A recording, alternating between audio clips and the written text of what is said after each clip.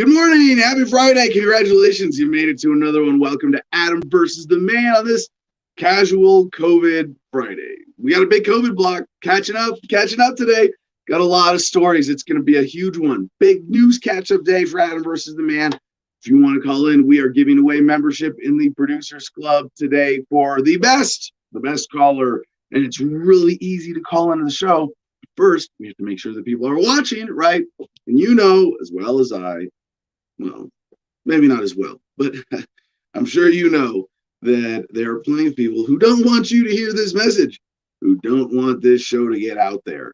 And every day it is a fight that we have to get up and suit up for and get out and do better. I don't know. I'm kind of fucking sick of the militaristic metaphors here, but yeah, this is something that we have to do every day. Is we have to go out, we have to beat the censors, and we need your help. It takes an active and engaged audience, and that's you. So if you're watching live right now, please share the show. If you're not watching live, share it too. Share it, whatever it takes. Do what you got to do to get this message out there, because we cannot rely on these social media websites, and that's YouTube also. We can't rely on them to get this message out, to give us a fair shake, to put us in people's feeds even. It is the front lines of the information war. But don't worry, we've got the documents that prove they're making the frogs gay. Oh my gosh, I couldn't get that far without slipping in an Alex Jones joke. All right, so let's get to our promos and talk to Comment Jim Freedom, and then we're going to get to our big COVID block at y'all. It's scary. Man, it's scary. I mean, like, CJ doesn't want to talk about COVID. Like, even like, I don't want to talk about COVID. No, I got to tell you, just as part of my, sense of journalistic responsibility, if I'm going to have your attention for 2 hours a day, we're going to talk about COVID. We're not going to pretend that this isn't a thing. We're not going to ignore it or say we've covered it enough. And I want to say that what one of the things that CJ said was that you don't have to cover this like, you don't have to cover this like the mainstream. Just because the mainstream media is covering COVID so much doesn't mean that we don't have to. And this is true, absolutely true, and very important to keep in mind. However, I would point out, and please, if I veer off of this path, stop me. But I think that our coverage of Corona is not of Corona nearly as much as it is of the overreaction of the social phenomena. I mean, if we were covering the virus the way the mainstream media was, what would we have CJ be doing? Look, the ticker across the bottom of the screen: 85 new deaths in Arizona this week. The global case count is now so many million and hundreds of thousands. No, because it's all through this weird fog, if they want you to even see it at all. But the fog of statistics and propaganda and new study this and new regulation that, and look how it's spreading here, and now it does this, and now it's doing this to kids. Yeah, we've got headlines like that today too. And there's a certain responsibility to cover not just that, but imagine, I would feel terrible if we weren't covering this and someone in our audience, left the house and went out, and someone started yelling at them about, hey, you got to put a mask on. And they're like, what are you talking about? There's Adam told me the virus isn't a threat and you should wear a mask. And they, there's new stuff, there's new threats, there's new mandates, there's new regulations, there's new enforcement. Now, one of the things that, I hope we cover sufficiently is giving you a sense of the texture, in the sense of what the lockdowns are that you're facing, what the restrictions that you're facing as a result of the coronaphobia crisis. And by and large, they're not enforced. There's, you got to keep that in mind, but you have to know then, when are they enforced? And when are you going to get yourself $1,000 fine for not wearing a mask or not complying, for being 5 feet 11 inches away from somebody instead of 6 feet? Yeah, there are a lot of things like that that are new threats. You got to be aware of those new threats and still somehow not get caught up in it. So that's my preview to our Corona blog today, just because CJ said he wanted to talk about Corona some more. Wait, did I get that wrong? Anyway, if you want to support the show, check out AdamVersusTheMan.com. When you're there, you can go to patreon.com/AdamVersusTheMan for more links. Support the show by becoming a member of our producers club. Most importantly, Adam versus the Man, patreon.com/AdamVersusTheMan is where it's at. $10 a month gets you access to the producers club. And if you're a better patron, yes, that actually does make sense. You'll figure it out. If you are a better patron, you also get 15% off and free shipping at our store at AdamVersusTheMan.com. And a lot of cool stuff that CJ's put together. CJ, do you have new T-shirt designs you want to show people, or is that coming next week? We have a producer out this morning for merch and distribution.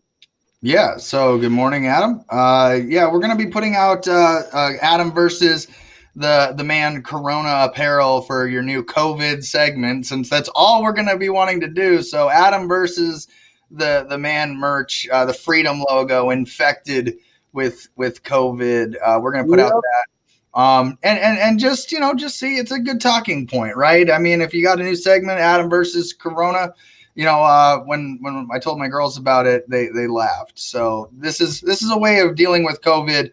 Yes, in a not contained way. It's outside of that container. We will try, to keep it within that container. But just as much as the government fails, we're failing to contain COVID on this show. It's inevitable. So did we lose to COVID? Yeah. So, but yeah, it's a virus or something. But yeah, we're gonna be putting out that COVID shirt, and then we might have a few more designs for a stoner line that I've been working on for Adam versus the Man, and then there's a few other things. Hold on, CJ, maybe that's what's wrong with me. I haven't had my medication this morning. It is legal in Arizona, is it not? I got bed face, I got bed hair, I got bed eyes. I feel like I need something to jumpstart the day. That will be on the store here soon, and I'm gonna get with you later about some merchandise stuff and some website stuff later. But until then, get yourself some medicine, get Jim on for some comments, finish up the promos, and let's get to COVID, unfortunately.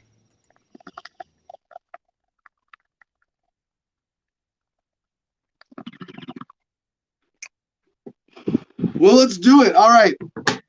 Last promos here. CigarFederation.com, promo code Adam10, ADAM10 gets you 10% off. Buy some cigars. We'll do another. Well, I don't know. It's getting cold here. I don't know. Check my social media. We might be doing cigars and sunsets tonight. But yeah, promo code ADAM10, 10% off at CigarFederation.com. And finally, MakeThemDebate.com. Let's make some more debates happen. Check out my profile there. Help Mercedes out. Really cool website. All right, let's get Comment Jim Freedom back up on stage so I can sneak off and blow my nose one more time here. What up? Okay, go ahead, blow your nose. Properly this time. Up there. We got our good mornings. Hi, Kareem Mays. Hi. Don't be a status. Good morning, fellow status. Matt Baxley. Happy Friday. Peter Yapel. Good morning. How's it going? Glad to see everybody. I already threw the link out there, so if you want to call in and have an opinion about anything, got something to say about anything Adam says, or just want to bring up a separate issue, click the link. Copy and paste it into your browser. Use headphones if possible. Audio calls are acceptable as well if you're camera shy. And let's see what else we got. Don't be a status says, we must cover the virus more than the mainstream media. Modelo's is supposed to end all human life in the universe. We should put a mask over the planet so we don't allow the virus to spread to our neighboring planets. There's a thought. That reminds me of the meme I saw that had the picture of a car's exhaust pipe and somebody put a mask over and said, I saw global warming. That's a good one. No, I mean, I kind of get tired of telling these jokes over and over again. But yeah, we figured out how to contain COVID by putting an intro and an outro over our COVID segment every day on Adam versus the Man. So that's it. COVID is contained.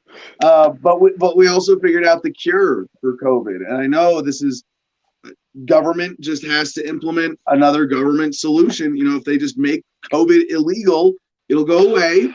And, one of the ways to make it faster, they put those, COVID, the signs in front of schools, this is a COVID-free zone. And then it's done. But, it's sort of like that other old joke about opinions. You were calling for opinions. I think, what is it? Opinions are like assholes. They're really Everybody's got them, and they usually stink. Is that how it goes? What? No? Okay, I don't know. So there's something we used to say in the Marines about opinions. I forget what it was. Opinions are like assholes. Yeah. Something about assholes. Everybody's got them, and they usually stink. Oh, that's it. Wasn't there something about putting your dick in them? No? Probably in the Marines, maybe. I don't know. But the Army stopped there.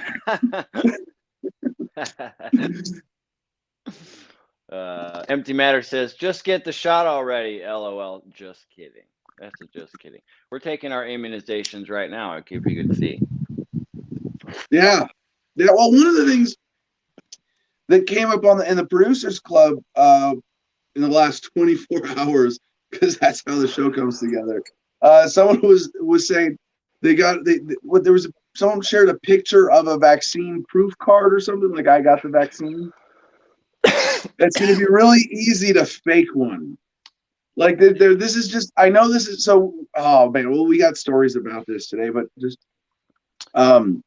when I was saying about all the ways they're going to bully you into getting the vaccine without making it mandatory, I forgot the big one. The big one is they're not going to let you have a fucking job. Yeah, sorry. Oh, you didn't get the vaccine? Oh, yeah, don't come into work tomorrow. And you know what? And then you go, okay, where do you work? And now it's not just that, but like, what if you work somewhere that it's okay to not have the vaccine because your boss is cool, or your boss isn't a moron, maybe, or your boss isn't a bootlicker, or your boss. And I can't. You know what? I don't want to say any of these things as pejorative terms towards individuals, because everybody here is under duress one way or another, right? You're a business owner. Well, if you can be cool to your employees, you will. But if it's, well, be a dick to your employees and stay open, or be cool to your employees and they're not your employees anymore. All right, you can't blame that guy. But when it comes to these vaccines, I want to make one other point about this, the ID card. There it is. Thank you, CJ. So let me read this. It says, don't forget your COVID-19 vaccination. Make sure you keep this record card in your purse or wallet. For more information, visit blah, blah, blah. And this is for the UK, but it's got the name of the vaccine, the batch, the date. And then it's got for the second appointment, because this is for a 2-shot vaccine, or assuming that you're taking a 2-shot sequence, they give you this card. Now, this card in and of itself doesn't look like here's my proof of having gotten the vaccine card, which there might be another one for that, right? But it might be a certificate, it might be something else.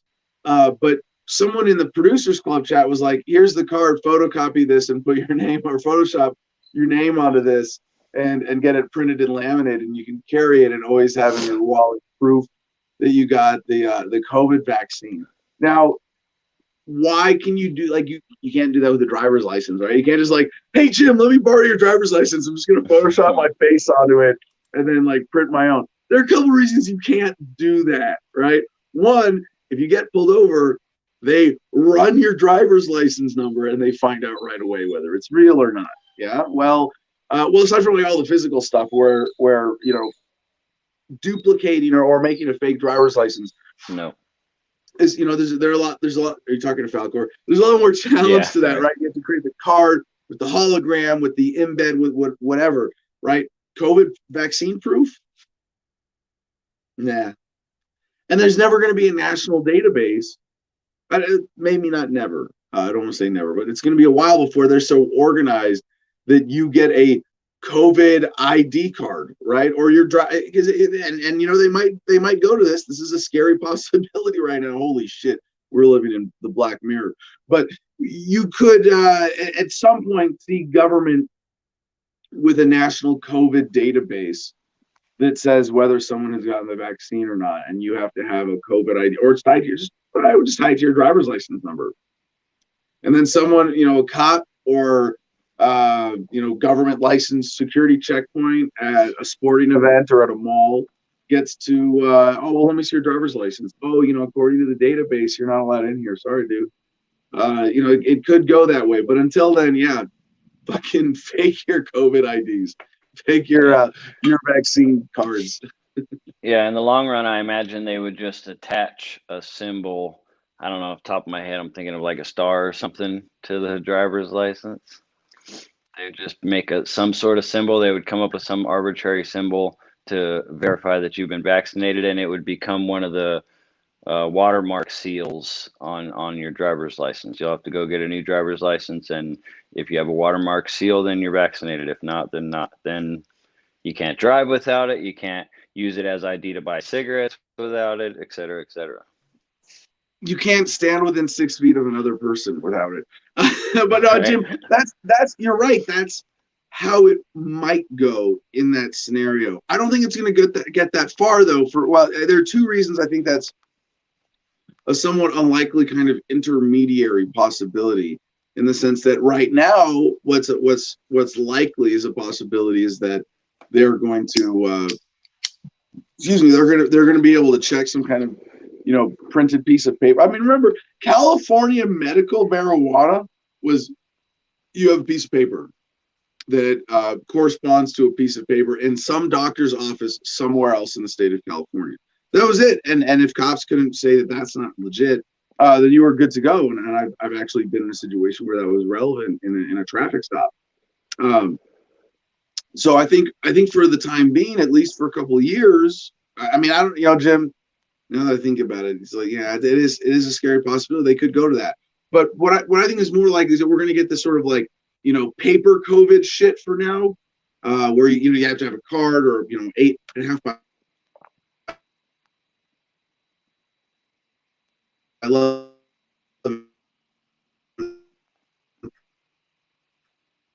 for now. Are you having some audio problems? Okay, yeah, it's not just me. Here comes CJ. Yeah, let him refresh real quick. Let him refresh. Yeah, Jim. Just so you know, just for future reference, we'll. Yeah, it was, but just for the record, Jim, we will always try to get Falcor on this show. Okay, yeah, and just for the record, he heard the COVID talk starting early, and he took off. He's out. You can see he's not there anymore. He was like, vaccinations, he's out of here. He took off. So he didn't want no part of it. Can we hear you now? Give it a shot. Yeah, but my screen keeps freezing, and my phone did something really weird and went completely black and locked without me touching it. But system, yeah, I keep getting text messages. It's like, stop texting me during the show, damn it! It's gonna fuck up my phone. All right. What do we have for comments? Okay. Well, there's only a couple other comments besides the good mornings. We got Mikey Hippie from watching on Periscope that says good morning. Bladen Niles wants us to know that Biden is in bed with China, same as every other politician, Yep. Cannabis is the cure for COVID, says Manny Sevilla. And Cody LOLs for show. Empty Matter says, then the chip. He's talking about after the vaccinations and the card requiring, etc. So that's a whole another level and another topic that we could get into at any given time if we wanted to. Well, and actually, Jim, I'm grateful for the reminder, because that's what I was about to go. I'm sorry before I got interrupted, but by technical difficulties. But to your where you were describing like how a COVID vaccine certification system could work in conjunction with the driver's license system and be part of a national database. The reason I think that's unlikely is I think they're going to leapfrog that we're going to go from like what looks like what we're about to have with, some kind of paper, relatively chintzy, a disorganized system. Oh, did you get the vaccine? Well, then you're allowed in. Oh, you didn't. It's pretty easy to fake and hard to get caught with, right? And then instead of going to, now we're going to tie it to your driver's license, they're going to leap to, if they go to the driver's license, like comprehensive health certification. Are you sterilized? As in, are you non-transmittable? Are you not contagious? And then eventually it'll be, are you sterilized, as opposed to just, are you sterile? But yeah, that's the chip. That's the only reason I think that system that you described precisely there might get skipped, because they're going to go to something worse if it goes that way. That's a scary thought. I don't like that at All right. all. Just so we know, we got a couple more comments, and we do have a caller waiting backstage. Our friend Peter Yapel is checking in as a caller to talk about Excellent. a project he's starting called the LLP, the Liberty Lost Project. So that's all right. Well, let's get to our comments, and then Peter, and then the Corona block. Sounds good. All right. So let's see. 1054 says 2 questions. How far will government go to strong arm the private sector with employee vaccinations? And at what point will private businesses tell them to F off? Okay, so 1054. Leave that on screen for a second, Jim. This is a very good question, and I love, this is the kind of question I love using this show and this platform and this producers club and everything we got to try to answer, because this is like, how far will government go to strong arm the private sector? I do have some thoughts on this that I think will help answer the question. They won't go to strong arming itself more than they're already at, in the sense that businesses already know if they don't pay taxes, they physically get shut down. If they don't generally comply, they get shut down. So I don't think there's going to be an escalation of strong arming, as in any new threat from government to businesses. And, well, we're going to put inspectors at your door and make sure that you're enforcing COVID policy at your business. Like, they just don't have that many busybodies, for one. But also, it's not in their interest to make it look like they had to apply force. They're gonna. It's so much better. The more they can make it look voluntary, the better it is for them. Oh, well, we didn't force anybody to do anything. You chose to comply. So how do they do that? And in terms of this question, how far will government go, taking out the word strong arming, to get businesses to comply with COVID policy? And at what point will private businesses tell them to F off? Well, already we are on both sides of this line, where a lot of private businesses are telling government to F off. And we brought you, as part of our COVID block Wednesday, 3 stories of businesses in revolt, including the bar owner in Staten Island who likes driving with cops on the hood of his car, right? And but what are they going to do? Like, right now, they're able to use the immediacy of the fear to get people to comply. There is also the fear of the unknown enforcement policy right now, but that's not going to last much longer. So to answer 1054's question directly here, how far will they go? It's that they're going to ratchet up the financial manipulations. It's going to be, well, we'll give you $1,000 for every employee that you have on the books to get them vaccinated. And if you can get it done for $50, you get to pocket the difference. It'll be, well, you're going to pay more, and there's going to be a special, non-compliant business tax that you have to pay, so that government can cover the extra costs that you have burdened society with by your irresponsibility. I could keep going, imagining all the different financial and tax and regulatory angles that government is going to use. But you see my point here, right? To get employees vaccinated, it's going to be things like, oh, well, if you don't get all of your employees vaccinated, you can't have a health, department person come there, and then you can't get certified to serve food. We're not gonna strong arm you. It's just, of all the things that we already require you to do to get a license to serve food at a restaurant in America, now it's just this whole other layer of things. So that's the strong arming. It's going to be nasty and subtle, and it's going to make you feel gross inside if you're a business owner and you're getting these weird threats and you have to make these tough decisions.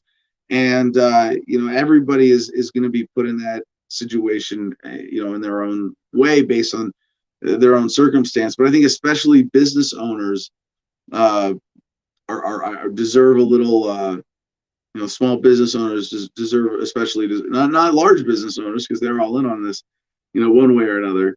Not everybody, I know, but I think small business owners especially deserve a degree of empathy and support right now because of that.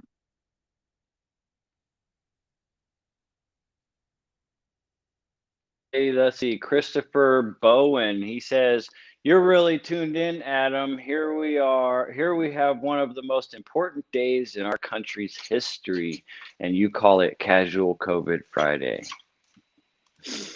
How you respond to that? What is it? The day after my dad's birthday? Is that what makes it the most important day in history? No, wait. I know there's some date. There's something about December 11. What it's like? It was some point in revolutionary history. I'm like, the second day of mourning for John Lennon. Hanukkah. No. What is it? What did I miss? Does someone have the answer? I'm not sure. Is the important? It's not on my. Google's not telling me. Let's see. We do have good news in history for today's show. Is this like our first sub contest? I'm not sure. I think it may be just somebody that doesn't like you, and they just want to pick on you. It's the birthday of American founding father George Mason. I don't know if that qualifies. It is an important day in American history for this day in particular. Is there some? I feel silly. Is it Constitution Day? Is it Bootlickers Day? Is it like Love the Military Day? Is it Remember Dead Presidents Day? Is it Worship the Flag Day? Something important like that. Oops, my bad. No. Mary, last comment before we get to our caller. Mary Wildfire said, "While trying to rid yourselves of spending too much time on Corona, you then make a whole daily segment dedicated to COVID." We're containing it. Mary, you're not allowed to talk about the virus which shall not be named outside of the segment designated as the space for the virus which shall not be named. All right. Here you go. Christopher Bowen, lastly, he updated. He said, TRKP's deadline last day, BTO revolt. Does that make sense to you?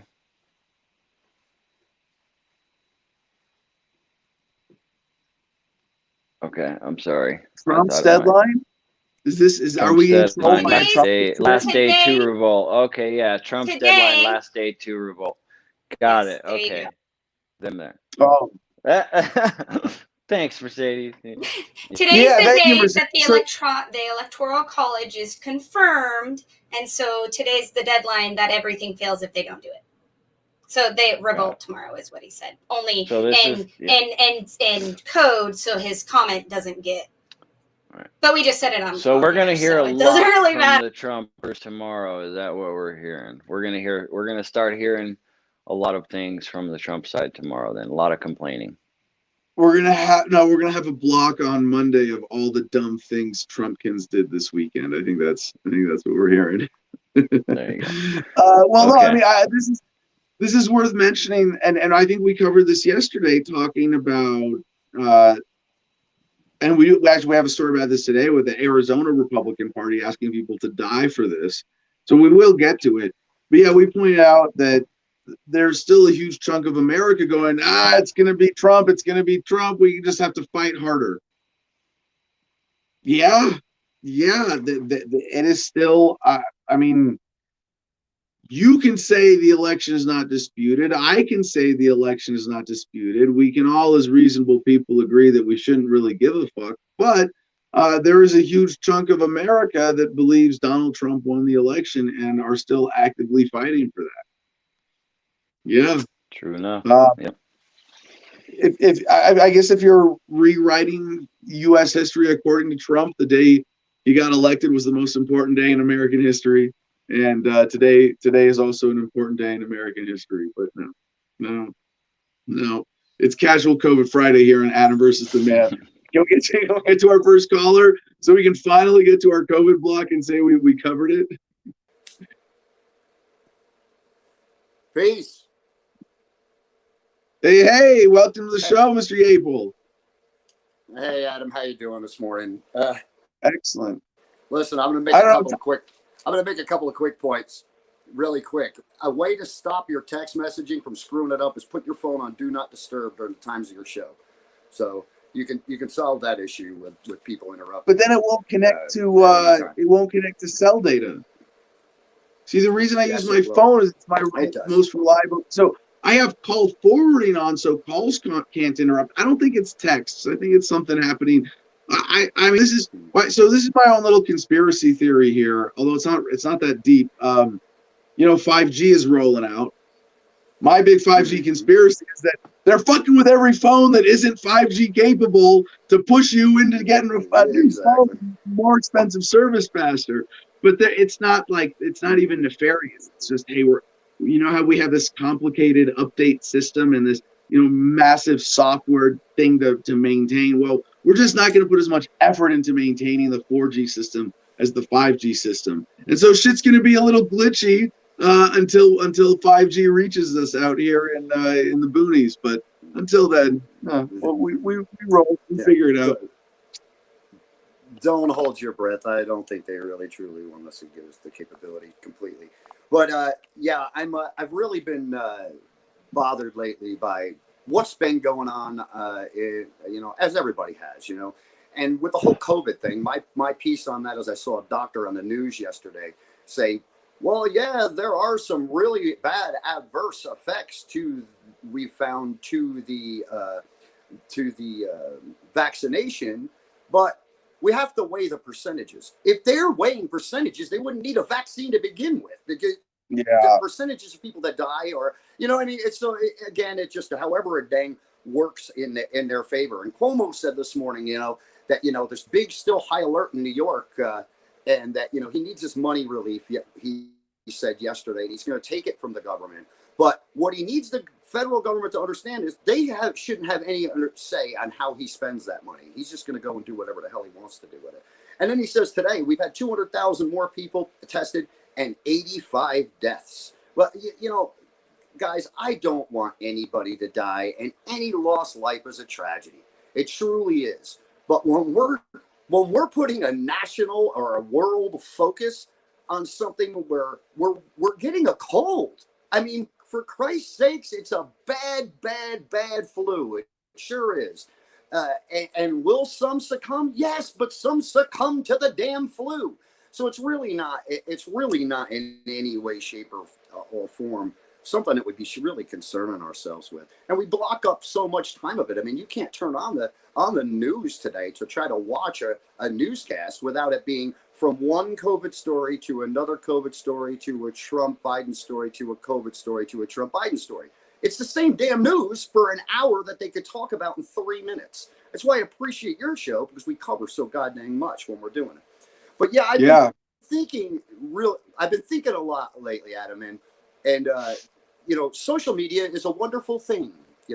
It spreads knowledge and spreads falsehood and spreads, and it's a great thing. But it's never solved a fucking problem on this planet. It truly is never. You point out something that social media is it.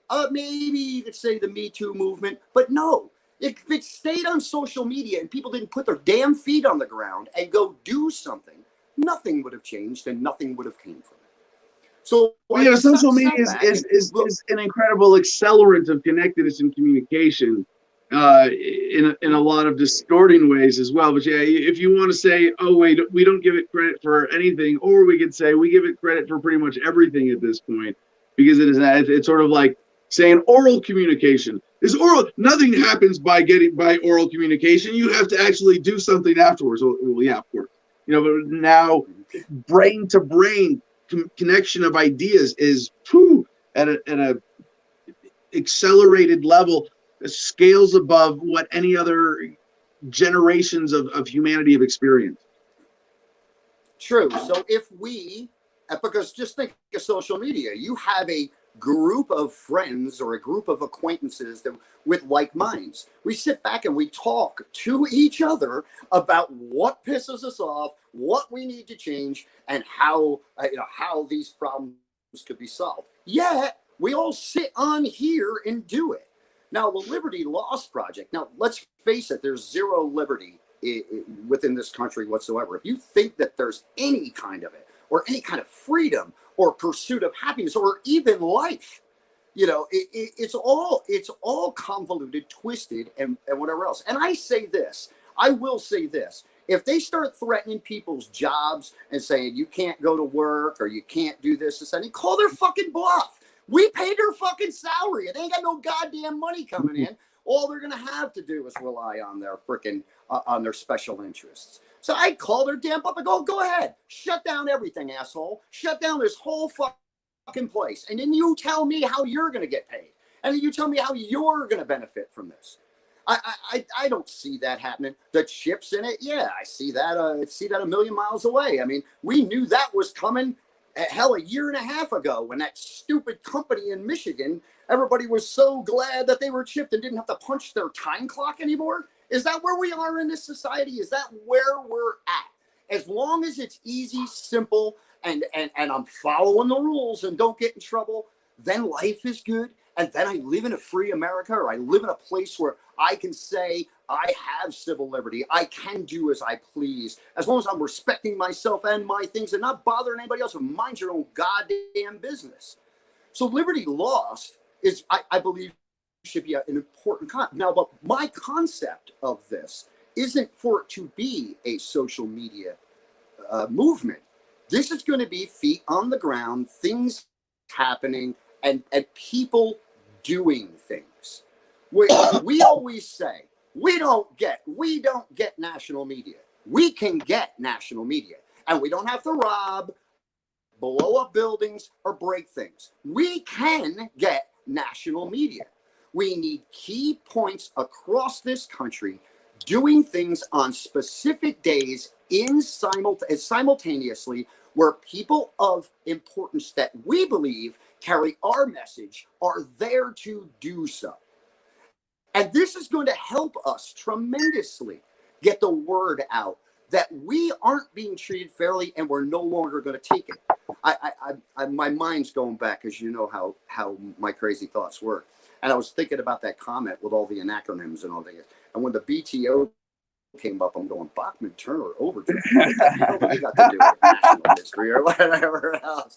But like, it's the only BTO I know, But listen, and will the Trumpsters and such go out and act a fool and do crazy things and this, that, and the thing? Yeah, but they'll get noticed. And what will that mean? That'll mean two things. One side will look at it as such a beautiful thing and look at how they're exercising their rights.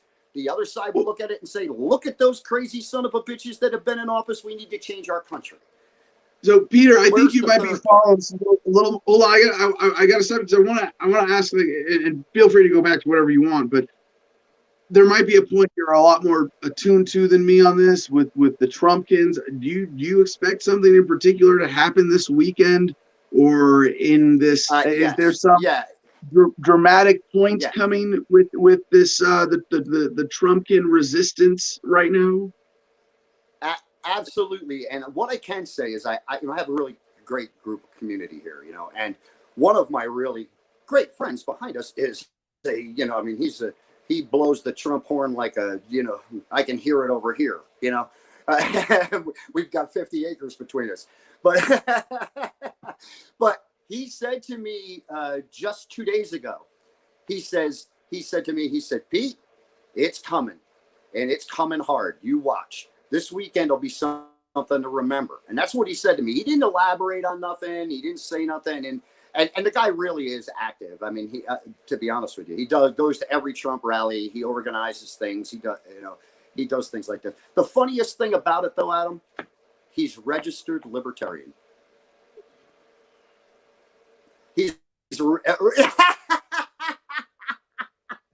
I knew you'd get a kick out of that, but he is. He's a registered libertarian.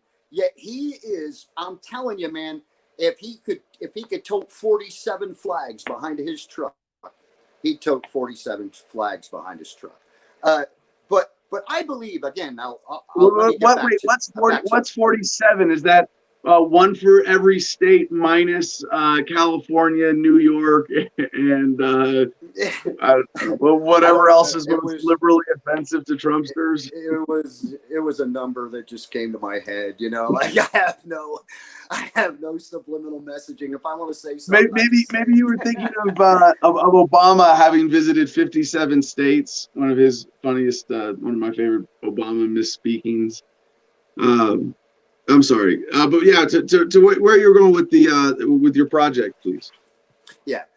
I mean, believe me, this is so infantile at this point in time, but it's something that's got to get done. And the earlier I at least put something out there, you know, the better. I truly believe. I truly believe in us. I mean, I do. I've lost faith in a lot of people, but I truly believe in us. And every single day, I find more and more of us, and that's the beauty of living in a tourist town. You know, I get people from all over here. I speak to people on a daily basis that, you know, are a lot of them from California. Let's face it, you know, they're trying to invade, but there are a lot of people from across the country, and I hear the I don't like either side story constantly. You know, and all we can do, you know, truly all we can do at this point in time to build parties, to direct them to our party and this and thing. But man, I'm giving everybody my business card, and I'm saying, please, man, listen. I'm just a 5'10", 135 speck on this earth, man. And but man, I'll tell you what, I deserve every bit of everything I'm entitled to, and that just is. And when I say entitled to, I just mean that. I was born and I was brought here without my permission. I was dropped on this planet. And for that, I should be able to live my life the way I choose to live my life, as long as I'm not hurting or offending or hurting or bothering anyone else. The problem that we have, though, is we have so many people that are like this and have the same thought that we don't like these rules. We don't like the impending rules that are coming upon us. We hate the words socialism, Marxism, communism, and ismism. You know, it's all communism at the end of the day. At the end of the day, this whole thing is all communism in a way. Because we don't have control over this. They could shut us off right this second. They could forever blanket us. I mean, blank us off the face of the earth. And so you switch devices. They're not dumb. They can figure that out too. We're giving up things every single day, folks, every single day. Now to the point of even saying, yeah, it's okay for you to inject a poison in me, possibly chip me, and keep track of everything I do every second of my life. Not that they don't do it now. Again, this is just added to the already set up shit that they're already doing to us. They can track you by your phone. They can track you by your post office box. They can track you by your bank card. You know, and that's, again, another reason why a cashless society is so important. Why? Because if you have to use that card, they will always know where you are at every second without any question. You know, the point being is everything that's they're doing is against everything we truly believe. You know, so how can we not finally? How can we finally not? Well, listen, man, I've got grandchildren. I got 8 grandchildren now. 7 grandchildren. Yeah, 7. Jesus, I don't know how many I got, but I got 7 grandchildren at the very least. Are you counting some of the 7 dogs in there? Yeah, oh my God, yeah. Well, that's a whole nother story. But no, but I have at least 7 grandchildren. You know, at my last count, and I don't like the world that they're going to get, man. I don't like it. I know my parents were afraid of the world I was going to get, and now I'm in it. I reference my great-grandmother all the time, man. Because she's still my grandmother all the time. Sorry, not my great-grandmother. My grandmother. She's 94 years old, and that woman remembers the first light being lit in the city of Newburgh. She remembers when the first electric light bulb was lit, and she's going through all of that up until where we are now, where I can look at her on a screen and talk to her. And she'd have rather lived in the Depression. And that's, it's horrible to think that. But man, we're allowing everything to be taken from us. All of our liberties, all of our freedoms, all of our decisions. We can't even make a decision now. When do we finally stand up? When do we finally say enough is enough? When do we finally do it outside the screen or box in which I'm speaking? When do we finally bring it to them and say, no, man, no, go, no. There's 40% of the country that aren't R's or D's. How do you lose? And there's so many R's and D's that hate the R's and D's. They just need a letter to fit in or be cool. I don't know what it is. At the end of the day, a party doesn't matter. At the end of the day, it's you and it's your responsibility. Do not point to the Constitution of the United States of America if you don't understand that everything written in there is for you, not the goddamn government. It has nothing to do with government. It has to do with you. And it's your responsibility. And if you don't want to take the responsibility, then take the punishment. But I'm not willing to. I'm not willing to. And I know there are so many others out there that aren't going to roll over, play dead, lay down and say, okay, you got me. What can I do? You know, shoot me in the arm with that shit. Follow me around, you know, and even to the point of it's a chip, boom, push your button and I'm gone. So please, man, everybody wake up. I'll start to launch this thing out, but I really am looking for, like, the government's looking for a few good men. I'm looking for all you good people to finally do what's right, to finally stand up for yourself, and to finally have a sense of liberty, freedom, life, and then you can pursue your happiness. But you can't do that in this system. Thanks for your time, Adam, man. You know me. I could talk for 7 hours myself, dude. But I really don't want to take up your time. But honestly, folks, reach out to me at the voluntary option. Can We Talk 420 is my website. So if you go to my website, www.canwetalk420.com, please, man, please come and join the fight. Thank you for putting all that stuff up for me, guys. My Patreon account was up there. There's a lot of good information. I don't want anything from y'all other than you. And for you to do what's right by you and right by your kids and your grandkids and everybody else that's going to, you know, have to live here and under this shit. So peace, man. I appreciate your time, man. Well, thank you, Peter. Before you go, you know, this platform is always available to you. You've been, you know, a huge part of helping build it. And even over this last year that we've been working together, contributed to my understanding of the world that we present here. And the only thing that I would dispute about anything you said there was the historical context of the Constitution would have to be said as the stuff that's in there for you. In order to take this power, they had to make these excuses and promises and put them in the Bill of Rights, and you might as well use it against their power, you know, as best we can. But the Constitution, you know, if you do the history on that, you know, it's the product of a coup. It is there for the government. It is there for the strong central authority and the militarism and the central banks and et cetera, et cetera. But I can't let that historical you know, inaccuracy go on my show. But you know what? We always love to hear you here, and hopefully we can catch up this weekend. I'm like, before it gets much colder, I've got some landscaping and organizing to do. I hear you. Hey, listen, I got one more question for you. I got one quick question for you. In the late 1700s, we created a document called the Declaration of Independence and handed it to England. In today's day and age, do we just shoot them a text message or, you know, or instant message? That's Peter. That's one of the questions we are seeking to answer with the Gardenia Sovereignty Project, and having laid out the goal of by next Independence Day, actually figuring out how we're going to try to do it and say, well, now here's our formal declaration, and by current standards of technology and sharing public statements, due public notice. We have posted this on our website. We have sent it to every relevant government agency. We have published it in a local newspaper and in a DC newspaper. and it is on the record that this is our document of declaring our independence. At very least, we can do that. As for how much it's respected and what follows, we shall see. To me, this is the best part about living out here and saying, no, I own this land. No one has any other claim to it.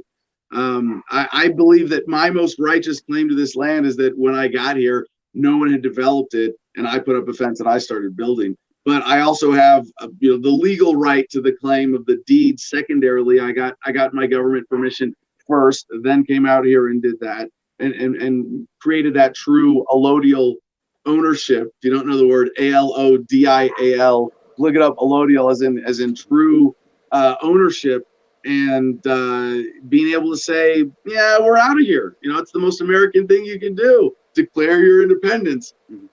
Why not? Right. Listen, that's why I do and take every effort I can to get you heard in as many places as I possibly have you heard, to bring as many people to your community, that are connected.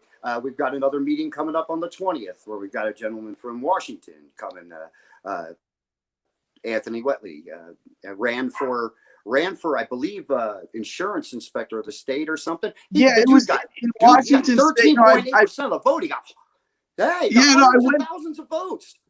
Anthony is a really great, just a libertarian candidate all around. His demeanor, his personality, his backstory, but also his willingness to exploit the unique opportunity in Washington State of running for a less recognized statewide office, because it presented a unique opportunity for him as a libertarian candidate. And then he proved in his execution of that campaign that he was more than capable as a candidate as well. So someone I'm a very, very, very underrated person on the Libertarian Party candidate bench.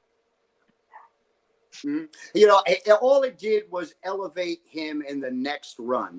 22, he can run for something viable now. You're grabbing over 100,000 votes, as a libertarian candidate, and like you're saying, in a small race or in a lesser race. Just think of what this guy will do when we can finally put some legs behind him and under him. And I hope the LP does hoist him up, because I think that's a problem we have sometimes, is that we don't hoist people up well. And I don't think that it's not like that we don't support them, or not that I don't want to see it happen. But Peter, I think that we got to do a little bit better job. Yeah, let me cut to the heart of that one. As long as we're going to go somewhere deep suddenly in a weird way here. But yeah, this is for libertarians. We being on the spectrum, having escaped the spectrum, being a little more sort of objectivist minded, also being socially conscious and having deliberately rejected a lot of celebrity culture. Right? I mean, there's a huge. It is an important idea that parallels libertarianism, at least, that we tend to reject, by being more rational, we reject appeals to authority, and therefore we reject the over glorification of individuals as authority, as celebrities. There's a general sort of a very deep, both spiritual and intellectual rejection of celebrity culture in the libertarian movement. I think it's very important, very appropriate. But one of the side effects is that we then avoid anything in terms of building up individuals that looks like it. And so we tend to have a crab in the bucket mentality of, anybody wants to be, you're a celebritarian now, and I've been dealing with this for years in my own way, but I see that and there are people who've gotten it worse than me, but there's this trend of, you're not special, and it's like, well, no, Anthony is special. And in his way, Peter, you're special. I'm special. Those of us who have made ourselves into unique vessels or mechanisms or as activists for the message of freedom, and I don't want to do personality worship. And people, I grapple with this myself in some ways, where people want me to, talk about what kind of underwear I don't wear, or what I had for breakfast this morning, or what strain of cannabis I'm smoking, even. And it's like, no, it doesn't matter. It's not. Like, that doesn't make me if you're comfortable, hearing from me because who I am better as a personality, like, all right, cool, and I like doing this show and being comfortable in 2 hours every day, and it's relaxed and I can talk about stuff like that. But there is a weird, sort of contradicting relationship with people as a result of all of that for libertarians. And I think one of the things I want to do with this show, and I've always wanted to do and use this platform for, is celebrating personalities and celebrating people like Anthony Welty and yourself. And as we've said, this platform is always available to anybody who is running any kind of credible race as a libertarian candidate. And as an activist doing any kind of libertarian cause, we want to have you on. We want to promote you, and we want to improve the culture and really help libertarians express what we believe in more as a love for people rather than a love for ideas, because we often get that wrong. Absolutely. Use things, and love people, not the other way around. Yeah, we definitely, though, as you were saying, as a party, everything's like transparency, like it's pale. Everything's pale, like there's really no color, no flavor, no nothing. We don't like to think of anybody as more special than the next. Why? Because that's what we embrace. We embrace humanity. We embrace this culture that we've created here in this country. And again, it's so mixed and eclectic that why would you want it any other way? That's just the way I look at it. I hate robotism. Don't set me down with on an assembly line and have me putting one peg in one hole, for 8 hours a day. That ain't me, man. I'll put the first peg in and forget what the hell I was doing and go off and do something else. This ADHD thing, but that's what I like about the party too. But again, like you're saying, there are special people within it. There truly are, and you're one of those people. And why I think that, and why I enjoy this production so much, is that you're fair. You're fair. You call it like it is, whether it's something you like or it's something you don't like. You always call it down the middle. And again, that to me is part of our principle is having that, third eye to look at something and say, okay, you say this. Okay, you say this. No, I see this, and I think that's really what's missing. And I think that people understand it's missing from government. But what I get every time is this. I got this on a comment the other day about Joe running, because somebody didn't understand there was more than 2 people. Well, you had a ballot in front of you, moron. Would you only read 2 words and then you get lost again? What's going on here? But they make the elections and the whole political process such a pain in the ass. You get into the booth and you go, please tell me they have straight ticket voting and I can just check R or D and get the fuck out of here. It's pull one lever all the way down, man, But yeah, but honestly, it's like, I don't know. Well, maybe if I would have known something, and the problem, I think what it is that I think we need to groom and figure out who our top 5 are a lot earlier and start promoting them and getting their ideas and thoughts and faces out there. Because then why? Then you've got 5 people that people will at least recognize or see in some circle or something, rather than it being, well, we got 12 candidates at the convention 3 months before we're going to decide who the hell is going to run, and then try to get it to the people from September to the November election date. So I don't know, Peter. That sounds kind of like a central plan. I'd rather focus on just loving people and changing the culture of the movement and fight the crab in the bucket mentality. That's what the LLP is, dude. We're right now talking about what we need to do nationally to get our names erected. We really truly we do have to have some relevance, man. And I think that we have to get that relevance and get those names out there just a little bit earlier. That's just party driven, brother. If we could just about freedom get every libertarian in America marching in lockstep like a bunch of Nazis, we could storm DC and take over tomorrow. Well, then why don't we try to do that? Why don't we try to do that? Seriously, because we're not Nazis. It's one day. It's one. Come on, man. I'm not saying go. that's a sign and show of solidarity. It will capture the attention of every human being in the world. Forget goddamn DC in the United States. When people know you're fed up, they need to know you're fed up. And again, without action, nothing's going to become of this, dude. We're going to be doing this again. And 2 years from now, we're going to be doing it again 4 years from now and during cycles. And we're going to be doing this every single day of the week, Monday through Friday, if we just keep allowing it. And that's it. We're allowing it, man. You say it yourself that we allow these people to do this to us. Well, speaking of allowing it, let me get to this COVID block, because now I'm like, this whole time I've been listening to your genius and thinking about all the I told you so's. I get to unload now on this one. So Peter, and any final thoughts or any way you want people to be able to connect with you? Yeah, please, man. You can reach out to me again on my website, www.canawetalk420.com. Or I don't care. You can call me or text me or reach me on Facebook. My Facebook's just Peter Yapel. And then my phone number is 928-710-4670. Let's connect and let's do something, guys. Let's really start to get some feet on the ground and let's make a plan. We got a guy here that really, really, really, truly could help the cause. And, we know what he's done in the past. And I just think it's time, man. I just really, truly think it's time that we're heard again, man. Awesome. Thank you, Peter. All right. CJ. Uh-oh, and I'm frozen. It's a long goodbye. Somebody tell me why. Two lovers in love can't make it. Just what kind of love keeps breaking a heart? No. The COVID clip. The COVID clip. Let's do it.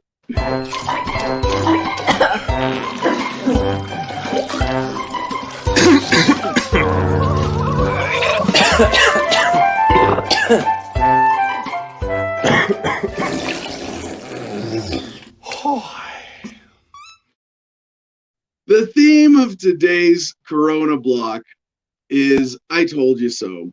And we're going to start with the big one, right? Because I could get into all the headlines and be like, yeah, I told you so.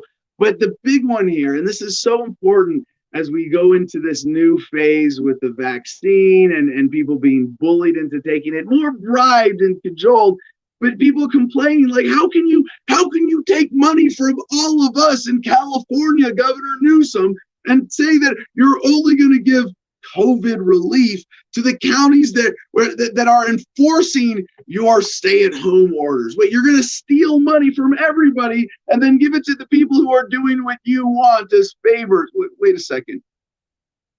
You see the I told you so in here, the big one from us as libertarians? Hey, if you give government the authority to take from everybody, and you can call it taxation, even though we know it's still just a fancy word for theft organized through the institution of government with a critical mass of the population supporting it. No, doesn't change the fact taxation is theft. And say that government then gets to decide who to give it to.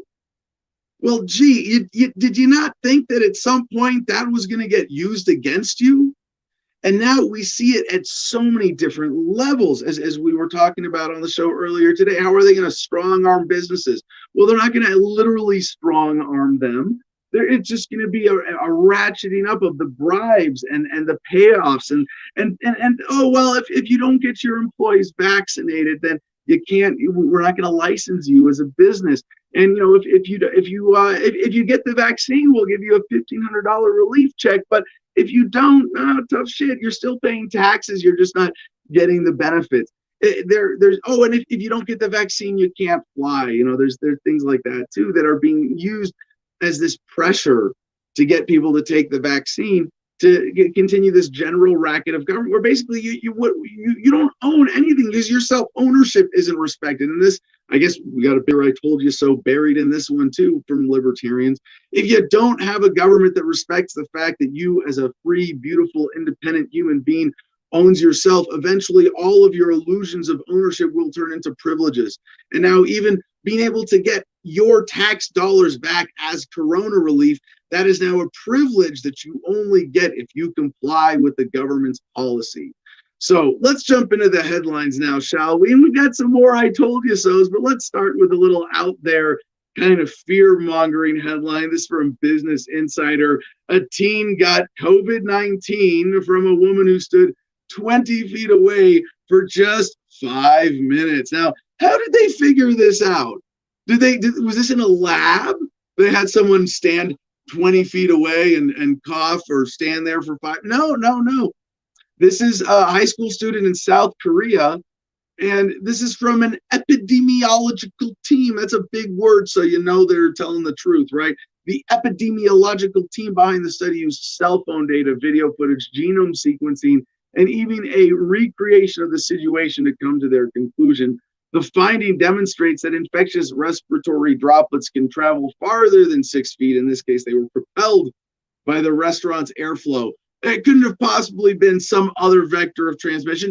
Couldn't have possibly been a false positive. I mean, hey, there's some tests now where they're being rejected in like other legal standards because the false positive rates are too high. You can't fire someone for having COVID if they took a test. Well, you can't fire someone you can't prevent them from coming to work because they had COVID. If you used a test that had a 33% or something, 30-something% false positive rate. So, but where's the I told you they were gonna get more desperate with the fear mongering headlines. Oh, 20 feet. So it's not enough. It's not enough to be afraid of your fellow human beings to say, well, we're not going to stand within 6 feet of each other. Now it's 20 feet. Yeah, that's the extreme social distancing on the horizon now. 6 feet is not enough. It's 20 feet. One of the underlying goals of this is to make you afraid of each other. And that's why you got to take the vaccine. Well, if the vaccine works for you, why do I have to take it? You can make yourself safe without forcing or asking anybody. Well, it's only 90% effective, and if you take it, it's 99%. Now, for the two of us, the more people take it, the more effective it is. That's how they're going to sneak this one in. It's how they defeat those, rational objection arguments. And you have to keep going and deconstruct this. But it should be obvious now, and I hope for anybody watching this program, don't be among the first to get the vaccine. And by that, I mean, like, at least within a year, unless you, and I'm not here one of these, I'm not an anti-vaccine extremist. I'm kind of neutral on vaccine. There are some ways that we do them in a really messed up way in society today, especially where government removes liability for vaccine manufacturers, where they can destroy your health and you can't sue them. What? Really? Yeah.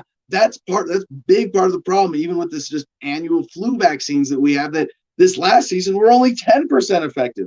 And then you have all the ways the government subsidizes it. And if we have some appropriate role for vaccines in society, let science and the market figure that out, get the violence and coercion of government and the corruption of corporatism out of the equation, and you won't have this overuse or risky use or the unaccountable use of vaccines in society, and we can use this legitimate technology to its appropriate potential. But if they have to lie to you to get you to take them, if they have to force them on you, if they have to steal your money and then bribe you with it to get you to take a vaccine, yeah, you should be suspicious. And in this case, we're just really lucky that, well, it looks like federal employees are going to be the first ones to get whatever comes out. But because the normal vaccine development and approval process takes years, one of the reasons is that you don't know potential side effects without a long-term examination of your test subjects, without more playing with the variables before you just get it out en masse. I mean, it could be that they have just the dosage off and they're going to adjust that. It's a 2-shot thing and the second shot puts you out for a day. Like, no, you got to be really suspicious of this thing. And again, unless you have some specific reason, but even then, I'd be like, Bush. When we saw the headline, was it Bush, Obama, and Clinton coming out saying that they would take the vaccine in public or for we'll show the example. There's this vaccine nationalism, this twisted, collectivist patriotism now around the vaccine. But if you're one of those guys, you really fucking think Those assholes are getting the vaccine and not a syringe full of saline just for show. Come on, get real. You think that they can't afford to be isolated, to live in a, if they're really feeling threatened by this, that's no, they have no reason to go out and take an actual vaccine that is still fundamentally not fully understood. And you know who gets it? Well, our next headline, and this is another I told you so. There's going to be significant resistance to this. Daily Mail revealed more than half of New York City firefighters say they will not take a COVID vaccine when it becomes available to them. Survey of 2,053, 55% said no when asked. And it's worth always, what are the actual words that they're using for this question? Will you get the COVID-19 vaccine from Pfizer when the department makes it available? 55% said no. We have not been sufficiently scared. Sorry, everybody. The fear mongering at some point is blunted by reality, dulled by reason, and you go, well, look at the side effects from the vaccine.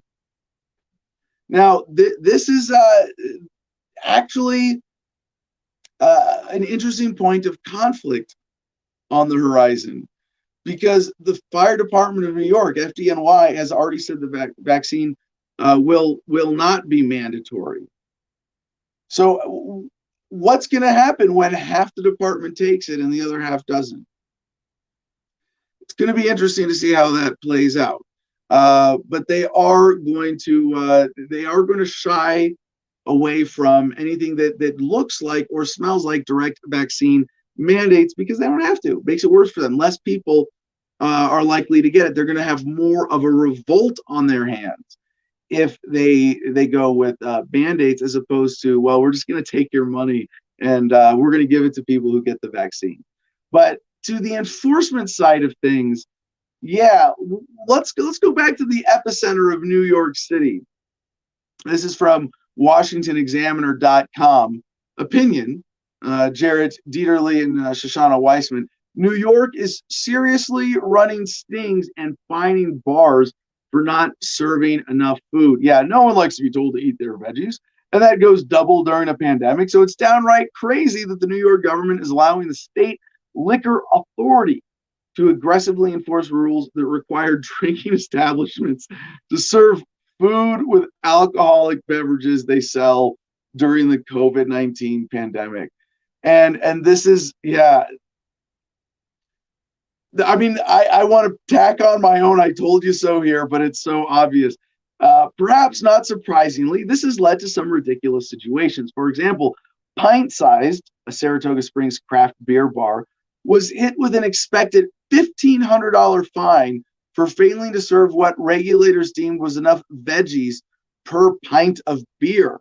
Pint Sized was attempting to comply with New York's rule by offering simple bowls of canned vegetables, beans, or chili to each customer. It turns out that customers were understandably unable to keep up with all the bowls of food landing on their tables. The bar staff started to feel guilty about food waste, with good reason, given the struggles of food banks during the pandemic, and elected to cut back portions to one bowl of food per table of customers.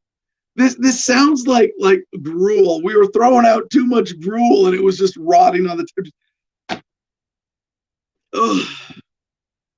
You talk about unintended consequences. You ask people to eat where they don't want to eat, there's going to be food waste. No shit, right? But here comes the truly Kafkaesque element of the story. When undercover agents from the state liquor authority ordered brews at Pint Sized and received an insufficient amount of food alongside their drinks, the agency fined the bar. Are you fucking kidding me? This is your tax dollars at work. We are training government agents to go undercover to make sure that you're eating enough veggies with your alcohol. Yeah, I told you so. Now, in the case of Pint Sized, one of the things that they've been doing to make up for the costs that so many businesses now have just rolled into their overhead, they're selling tongue-in-cheek T-shirts.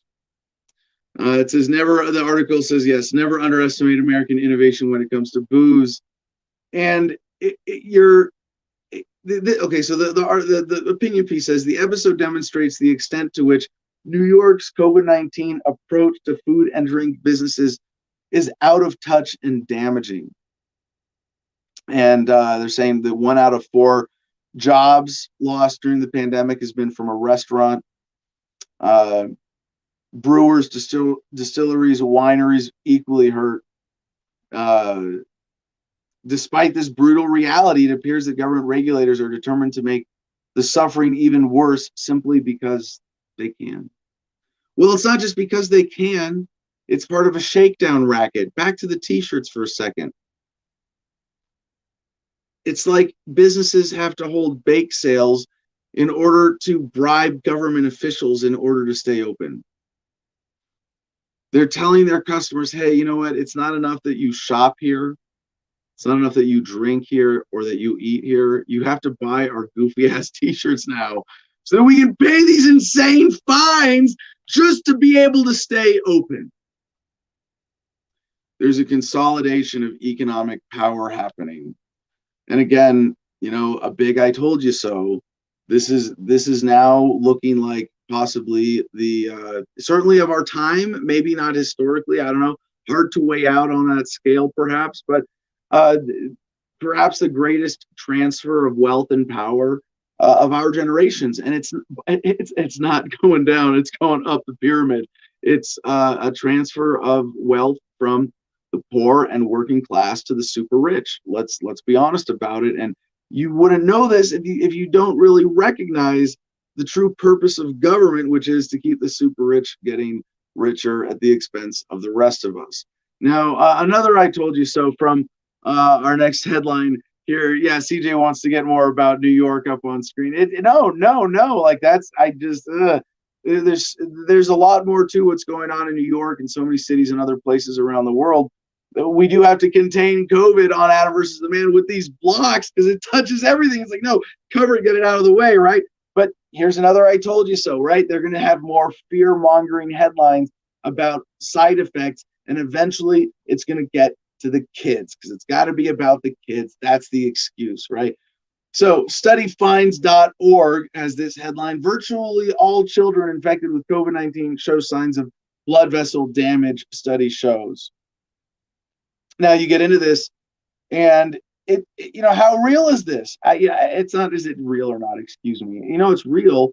The question is, how significant is this? And I could, do all the fear mongering and read big words like thrombotic microangiopathy, TMA leading to clots in small blood vessels linked to severe COVID symptoms in adults.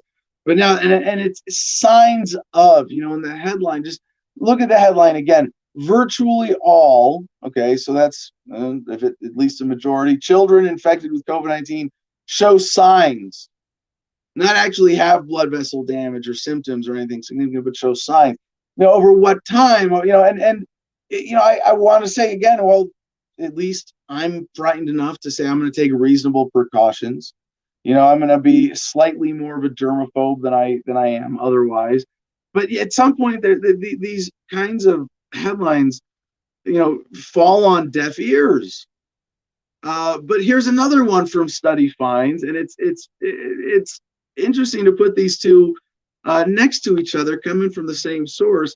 The next headline from studyfinds.org: germaphobe nation, people washing hands so much during COVID, it's ruining their skin.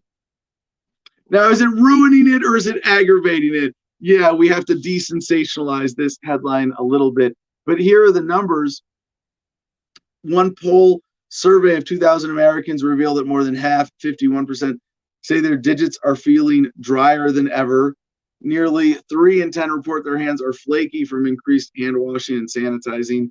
1 in 5, 22%, say their hands have even bled from all the cleaning. Yeah, now, what is this based on? a new survey that says the average American now washes their hands 10 times per day since the pandemic began, and sanitize them an additional 8 times each day. That's average. Now, what is it for me? I mean, I'm not going out shaking hands, with a bunch of strangers every day, touching a bunch of shared surfaces. But no, I wash my hands as much as I normally would, a few times a day.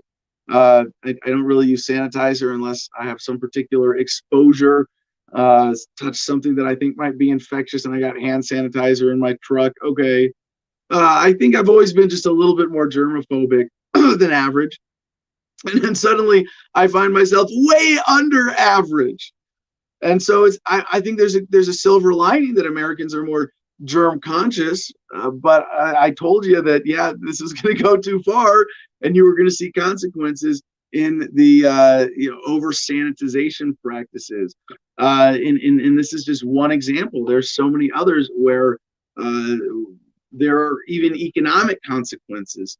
How many businesses had to lay someone off because they felt they had to dedicate that many more man hours to wiping down surfaces? But yeah, I know Americans' hands are bleeding because they're washing and sanitizing too much. There are going to be other consequences to this, and you want to. And I told you so. That hasn't that I guess is starting to come true in a grim way with suicide, but that we are going to see long-term health consequences of lockdowns, shutdowns, and hyperreaction to COVID that are only going to come out with longitudinal studies, and you're gonna see even more and more and more. But you want to see how bad the advice is getting. CNN Travel has this headline: China flight attendants advised to wear diapers for COVID protection. Yeah. On November 25, the Civil Aviation Administration of China, or the CAC, released new guidelines for the country's airline industries, which it oversees. The document, titled Technical Guidelines for Epidemic Prevention and Control for Airlines, 6th edition, contains advice about the best hygiene practices to carry out on aircraft and airports. But one of those suggestions, that personnel like flight attendants wear disposable diapers so they don't need to use the bathroom, has raised eyebrows. Wow. Yeah. They're asking for medical masks, double-layer disposable medical gloves, goggles, disposable hats, disposable protective clothing, and disposable shoe covers. Why wear shoes under disposable shoe covers in the first place? Why not just wear the whole hazmat suit? And the next sentence reads, it is recommended that cabin crew members wear disposable diapers and avoid using the lavatories. Remember, they don't have bathrooms on airplanes. They have lavatories, barring special circumstances to avoid infection risks. Yeah. Now, the article goes on, well, such advice may seem dramatic. It's no secret that lavatories can be the germiest place on an airplane. In August, women traveling from Italy to South Korea contracted coronavirus during her trip, and a visit to the bathroom, the only place where she didn't wear an N95 mask, was named as the possible source of her infection. Yes, let's wring our hands some more over this. But when they did this for a restaurant, they found the places where the most germs were not in the bathrooms, but actually on the menus where people come in and everybody touches them. So anyway, the hypersensitivity here is not sort of irrational, except when you look at the threat and you look at the cost and you look at the consequences.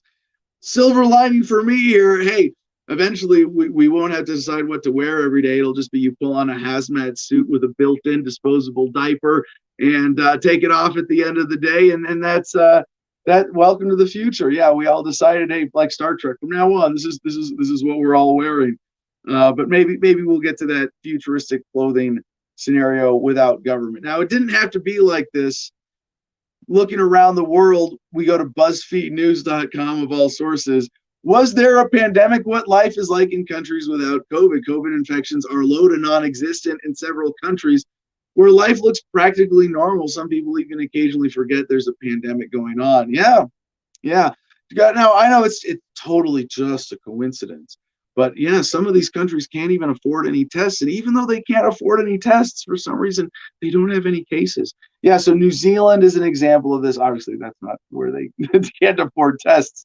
But yeah, Taipei, the Taiwanese capital, they had huge pride parades this year. And there are plenty of places like this around the world where you have, the article says, helped by geographic isolation or governmental response or both, infections are low to non-existent in several countries, particularly in the Asia Pacific, where life looks practically normal. Some people occasionally forget there's a pandemic going on. Well, they might get to it. These are perhaps in areas where government just hasn't caught up on the racket yet. Who knows where this is going? But it is worth pointing out that in a lot of places around the world, nope, just not a big deal. New Zealand, lockdowns ended in June, and a lot of people haven't worn a face mask in months. I don't know. Sounds like a lot of places in the United States where, like in northern Arizona, in the mountains, in Prescott area, in the Ash Fork area, and a lot of places, it's just like, no, you don't want to wear a mask. No, nobody's going to say anything. Yeah, but now to the point about vaccines, again, another I told you so here. This is how it's going to be with this COVID one. And it's going to be worse with this COVID one. You think vaccine manufacturers aren't accountable in general? Yeah, welcome to COVID. Wall Street Journal, people harmed by coronavirus vaccines will have little recourse. Any payouts for injuries will come from a less generous program than in years past.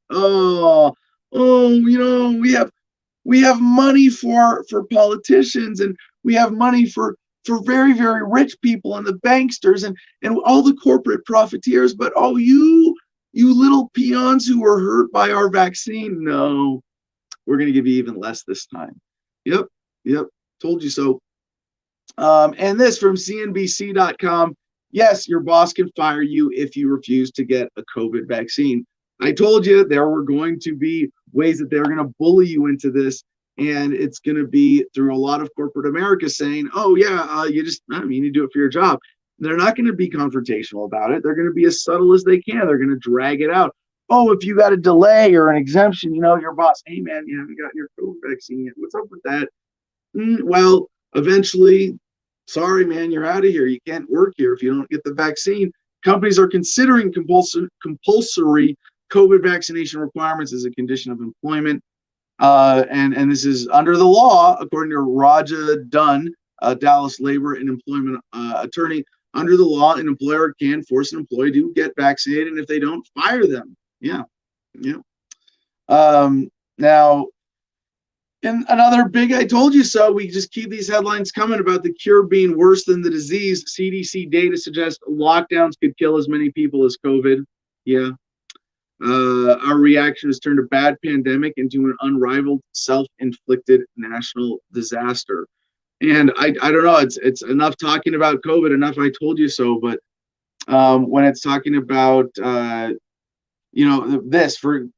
I don't know, I got to read a part of this. 350 years ago, John Grant attempted to give Londoners an accurate assessment of fatality rates of diseases in the community so people could understand their risk level. Until COVID-19, the CDC fulfilled the same role. Then the CDC abandoned tradition and sensibility and treated COVID differently than every other disease. For a death to be considered a COVID death, COVID no longer needed to be the immediate or underlying cause of death. Now death is considered a COVID death, even if COVID was only a contributing condition. For example, a certificate that lists dementia as the cause of death, but doesn't list a respiratory ailment is likely to be a case of dying with COVID, not from COVID. Likewise, for accidents, heart attacks, strokes, and any other non-respiratory conditions. Singapore, for example, only counts deaths as COVID deaths if they are accompanied by pneumonia. If the United States followed this criteria, COVID deaths would total about 90,000 and be comparable to a very bad flu season. So this is one person I do want to give credit here to, Carl Dierenbach, for this story, for his attempt at answering the question that we looked at when the CDC had that number 218,000, and yet it was only 6% that were truly COVID exclusive deaths. How many of the rest are COVID aggravated or COVID died with instead of from, versus how many were really primarily caused by COVID? and you got to take it down by at least half. And now, yes, we're seeing this much more complete analysis giving us the number of 90,000 under half, right? So there's more in this about looking into all of the ways that you have to do this data analysis to come to that fair conclusion. But then you go to the excess deaths. Excess deaths. Well, if only that many are coming from COVID, what about the remaining 140,000?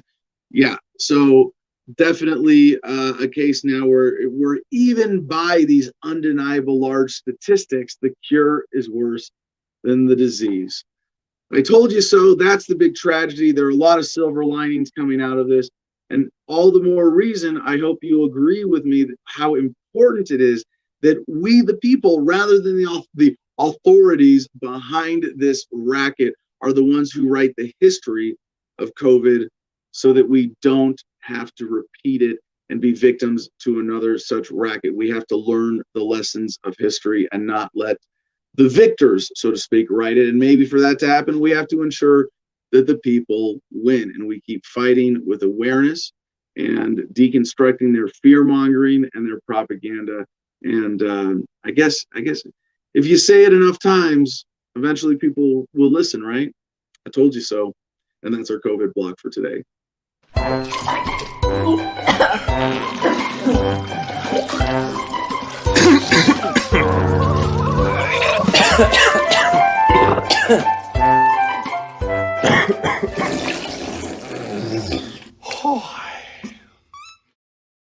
And I can promise you that we are so caught up on Corona, we will not cover it at all. We will not even mention it. All right, let's see. Let's get Jim back on screen here. See if we got any other critical comments, or if we have any other callers. Let's see. Getting to the producers. There's no callers, but let me be clear. Are you trying to get me to go through the comments without mentioning anything about that which shall not be named? No, we can do comments as a follow-on to the Karen block. Okay, all right, perfect. I'll do my best to filter it and call it the Karen or something. Colette Allen, this is our friend from across the pond over there, says if you don't have the jab here, you lose your job. They're ahead of us over there. I guess they're already full. I mean, obviously you've shown they can do that here too. The option is there. I guess apparently they're actively doing it. Low key just wants us to know that he's late. He feels like Status yesterday, but he's not as late as Status was. Kareem Mays wants to get you in Congress, man. What do you think about that? Well, I feel like I owe an apology to the Arizona Libertarian Party for getting excited early and then getting distracted with other stuff.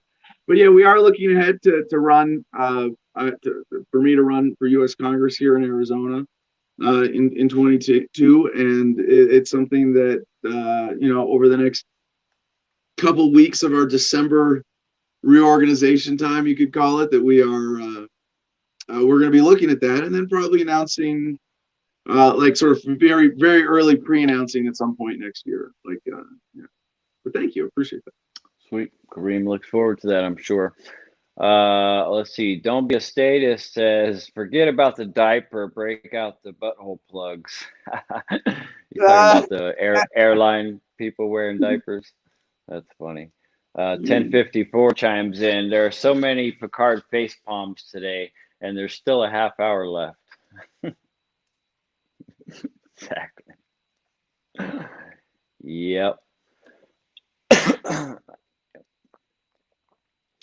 And lastly, from Kareem, we will write the history. We just need libertarian government and people in office. Well, we need just so that they can throw the ring in the fire, right? I mean, yeah. So, I mean, it's sort of more like do we have to use that mechanism? That how I hope I'm not just being, excuse me, curmudgeon-y or what's the word? contradictory, no, contrarian here. But let's not focus on the how. It's that we do have to have some influence, and in essence, society has to follow libertarian principles. But if you ask me, Adam, would you rather be a congressman if you were going to be the only congressman, or one of a handful of libertarian congressmen for the next few decades, and government's going to get worse and worse and collapse? Or would you rather be a successful, media personality and have 1 million people watching this program every day and be able to influence policy without ever holding office? I'd rather do that. It's not. I don't have attachment to the title or the how, and I just think that we need to maintain that sort of separation. Lack of attachment to specific mechanisms and what we do to get to a free society. Okay. Yep. I like that. Colette Allen says they can stick that vaccine where the sun don't shine.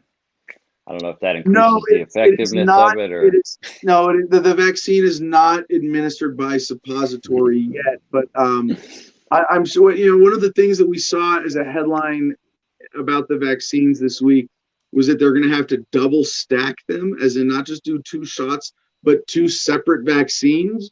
And so, why not give you a third one, that is rectally administered through, a device that a doctor might strap on in order to make sure is fully inserted and taking its, deepest effect. Making sure that you feel that government love in the form of a vaccine, really deep inside you. Okay. All right. One more from Colette again. Adam, get over here and run for prime minister. Would you ever abandon us here in America and go try to be their prime minister? That suggests a really interesting sort of social science fiction timeline, where somehow being a U.S. Marine Corps combat veteran plays better politically in another country than in the United States. But I think, not just because of my personal backstory and being, there is my connection to America, but to put it in kind of oddly blunt terms, where I've lived and worked and spent my most of my life. I'm also uniquely capable of speaking to the American political dilemma and connecting with American voters. It would be really fun if there was some opportunity in another country to run for office with like any chance of winning or having an impact other than as a publicity stunt. But I think it's highly unlikely. Yeah, definitely. But it would be fantastic. Even just as a publicity stunt, it would be awesome. So, unless you have any burning comments, Jim, let's try to get to a news grab bag here, and maybe come back and get another call. But we also have a fun tech blog. I don't know if we're going to get to it. Let's see how many we can skim through here. From New York Post, Minneapolis City Council cuts police department budget by $8 million, and as a headline, sounds like a great victory for defund the police, but the first sentence right away goes, hold on. The Minneapolis Police Department's $179 million budget was slashed by $8 million in an unanimous vote by the city council early Thursday. So much contradiction and just things you could pick apart even in this first sentence. 8 million out of 179 million sounds like a trim more than a slash. If you went to the barber and said, I want a trim, and they took less than 1/18 of the length of your hair off of your head, you'd be like, hey man, what'd you do? Right? You wouldn't even, that's not a slash. That's barely a trim. And then you have to wonder, is this some crazy pro-police news source that's writing this? And the funds will be funneled to other city services. So in that it is a not insignificant victory for the BLM movement and the call to defund the police, but not nearly as significant as the headline would suggest. AmericanMilitaryNews.com. Trump announces Israel-Morocco peace deal, fourth Trump-era Middle East peace deal. And that just goes to show how Middle Eastern peace deals are really effective publicity stunts that have become a great tradition for American presidents using whatever they want to make it look like they're doing something. On Thursday, President Donald Trump announced the Kingdom of Morocco as the fourth Middle Eastern country to establish diplomatic relations with Israel during his presidency. Trump tweeted, "Another historic breakthrough today. Our two great friends, Israel and the Kingdom of Morocco, have agreed to full diplomatic relations, a massive breakthrough for peace in the Middle East." Why is the American government involved?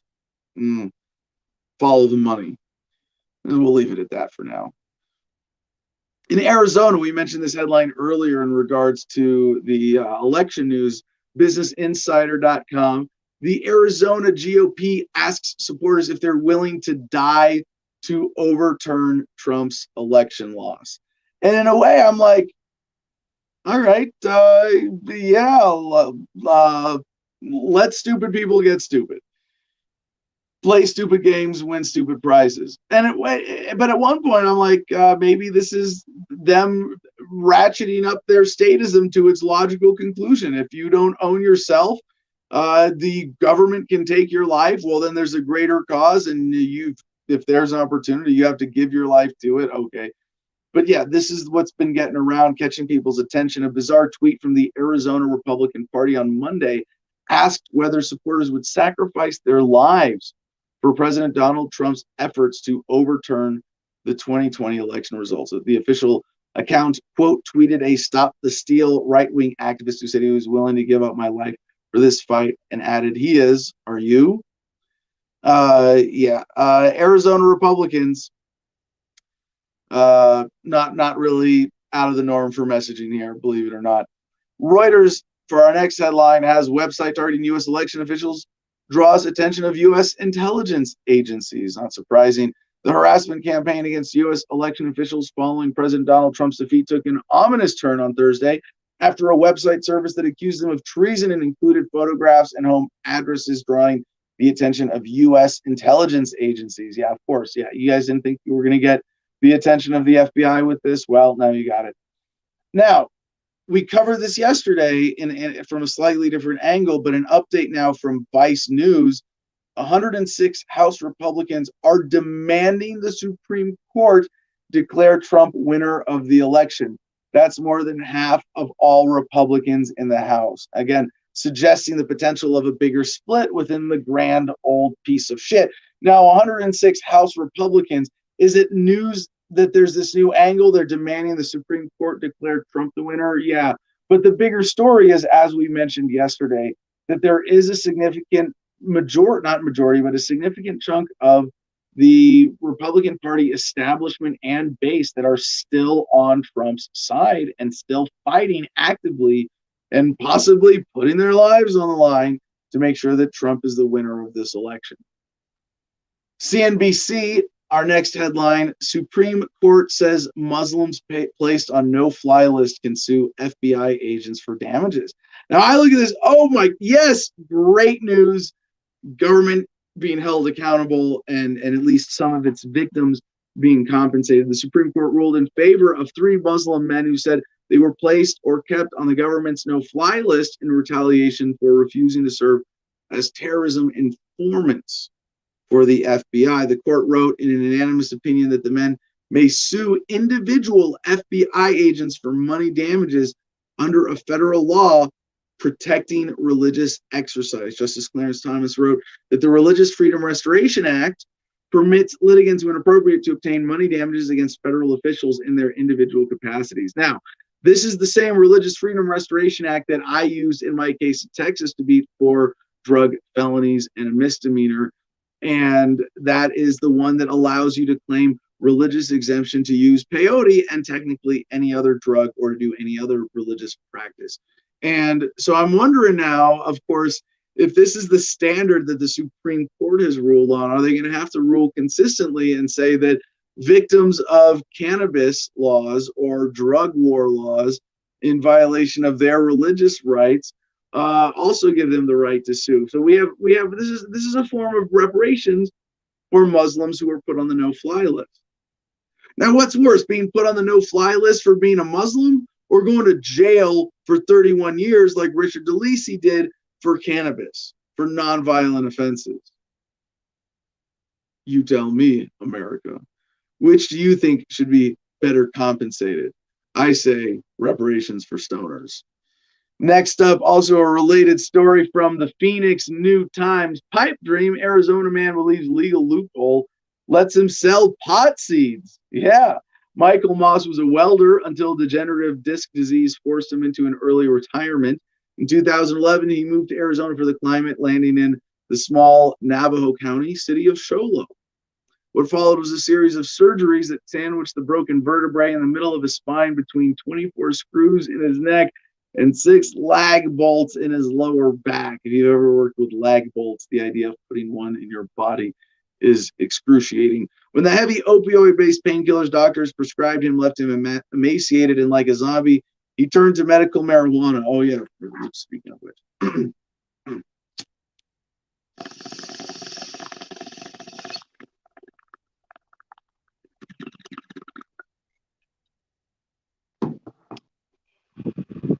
But the high-potency medicine he needed cost as much as $400 a week. That was unaffordable on disability pay, so he started growing his own. He started selling them himself after a bad experience and now brings in an estimated $1,000 a month by selling seeds openly on the internet. Not legal because, or the business is not illegal because the seeds are marketed as souvenirs, he said, according to advice he received from an attorney with a prepaid legal service. Yeah, well, my attorney said it was okay. I hope that holds up in court. I don't think it will.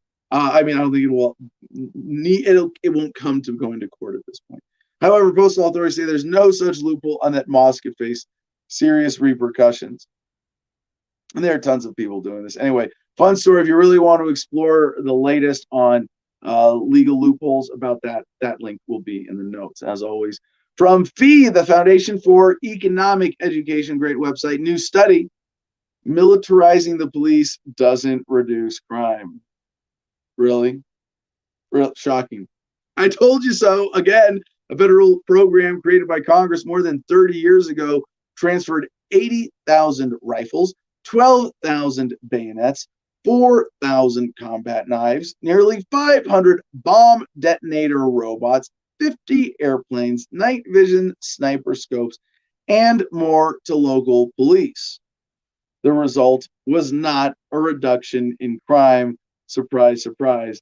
And according to the Department of Defense, roughly 8,200 law enforcement agencies across the country participate in the program. In total, the military has transferred more than $7.4 billion worth of equipment to local police departments to be used against you, the people. Yeah, you peons. Now, an NPR investigation into the program's records from 2006 to 2014 found that it transferred the numbers that we read earlier. That's what that is from. And the data now, I mean, by the way, this includes NRAPs too. Standard vehicles, day-to-day supplies, but other equipment included grenade launchers, mine-resistant ambush-protected vehicles designed to withstand improvised explosive devices in war zones and military-grade drones that cost up to $22 million. That's MRAPs. MRAPs. These are like they're not tanks. They're not they're not tread-propelled vehicles, but or track-propelled vehicles, whatever the technical delineation is. But they're effectively tanks. I mean, you think about an armored vehicle that can go out and withstand an IED, like drive through bombs. Like, yeah, that's what these vehicles are designed to do. And now researchers from Louisiana State University and Emory University examined data from this program's records and found no evidence that it reduced crime in any meaningful way. It debunks past studies that purported to show such a defect and explained why that data was faulty. One quote from Emory professor Tom Clarkworth, including, quote, "The most important thing for policymakers and the public to know is that you can't justify giving surplus military equipment to police departments on the grounds it will lead to a reduction in crime. There is no evidence for that." Now, what's worse, most concerning of all, other evidence shows that the militarization of police has led to worsening relationships between citizens and officers. It has caused a change in the mentality of how police view the citizens they serve and led to an increased use of weapons of war against Americans. And there is it is actually Rand Paul, Senator Rand Paul, working with Democratic Senator Brian Schatz, introduced a bill to scale back the militarization of police. Again, it's a nasty, sticky finger trap. You know, Chinese, is it? How many of these things are made in China, right? No, all this military equipment is made in America by the military-industrial complex that has now found a $7.4 billion bigger market for its supplies. And this is the Stop Militarizing Law Enforcement Act that Rand Paul and Brian Schatz have introduced in the U.S. Senate. So this is getting momentum. Hopefully now we'll see that there's no excuse for this. And as a combat veteran myself, just coming home and seeing cops go from officer friendly there to serve and protect, even over the course of my lifetime, even from just, and it wasn't great. It wasn't all howdy doody when I was a teenager, but I was a teenager before the year 2000, graduated high school in the smoke-free class of 2000. And even back then, the relationship with law enforcement was different than it is today. And to see it go from that to how we treated Iraqis who we suspected of being insurgents in Iraq in a situation of martial law and lockdown, and there's a bigger problem here. It's not just the federal funding going to this specific equipment. There's so much more in the militarization of police that has created an overwhelming police state. And it's one where the rule of police is arbitrary. They can attack anybody, force their will on anyone, get away with things that the rest of us can't get away with. And I hope that this taking away this military equipment is a step in the right direction. But given that now police are being used to enforce coronavirus policy, that police are being used to enforce business shutdowns, lockdowns, quarantines, stay-at-home orders, things like that. The actual militarization of the police in terms of the relationship going from one of serving and protecting the people to serving and protecting government, it's getting a lot worse right now. And we have a lot more work to do. A couple quick international headlines. Hong Kong media tycoon Jimmy Lai charged under national security law. Hong Kong media tycoon was charged Friday amid a crackdown on democracy activists in the city. This is Lai, 73, who's known for support of the city's democracy movement and criticism of mainland China, was charged on suspicion of colluding with foreign forces and endangering national security. We'll be keeping up with that story. Also, China authorities, this is from Bloomberg, China authorities detained Bloomberg News Beijing staff member. Chinese authorities have detained Hayes Fan, who works for the Bloomberg News Bureau in Beijing on suspicion of endangering national security. Fan was last in contact with one of her editors around 11:30 a.m. local time on Monday, shortly after she was seen being escorted from her apartment building by plainclothes security officials. Yeah, definitely a lot of suspicious stuff there. I think that's let's call it a day. I don't think we have any other urgent headlines. We do have all the fun good tech stuff, but we can always save that block for next week. For Mental Health Monday, we'll do a fun science and tech update block. Yeah. Yeah, sounds like fun. Let's have a good start to next week with that. Yeah, I see what's kind of on the menu. So yeah, let's kind of push that to the Monday. So hey, real quick, Adam, I wanted to talk to you because you said we can't really do something without promoting it. You know, obviously we don't just jump into doing something, but a lot of the people that I've been following on social media are really considering the alternative to YouTube at rumble.com. So we can't really have it. Yesterday I had an issue uploading to Facebook the clips for the day. But as we upload to Facebook, those aren't monetized or nothing. YouTube is the only monetized platform we have for video clips. Why not start a Rumble and get the rumble.com account going and start uploading our clips there? They'll soon be announcing through their CEO, or I believe he's a CEO, if not the COO, Dan Bongino, that they'll be having live stream capabilities. Hopefully that can incorporate through StreamYard and into maybe this show broadcasting live on rumble.com when that gets announced. But I'd say maybe starting next week, if you're okay with it, we start uploading exclusively to Rumble as the competition to YouTube. Well, I don't want to do anything exclusively for a while, CJ, but I'm really excited about where else are we posting clips? I mean, where else are we posting clips? We're not doing it on DTube. It's not worth the 3 cents. There's no audience there. Well, he's saying you can do it on YouTube and Rumble, right? Yeah, you could in theory, but not until December. I mean, I'm 10th. I mean, wait, are we? No, we're past December. We're after that. We can post again. Hold up. Wait. It's after December 10th. Wait, are you telling? Wait, we should do this live and check. We should be live on Adam. We should. No. Hold on. This is a bigger conversation. We have to decide if we want to put our whole big YouTube archive at risk there. But why not post our clips that Adam Loves the Man, our sort of developing backup? Because that's not how it works. Like, they know you're Adam Kokesh. Any new channel you make here, they're gonna flag and attach to. Yeah, but it's a strike on the channel then, not on the other channel. I don't know if that's how it works, man. But again, we'll look at it. Let me see here. It still says we've got one active. So yeah, we are officially down to one strike on the channel. Now we could still appeal. Hold on, you gotta get me back on screen again, CJ. Oh no, did I do it? Oh no, did I do it?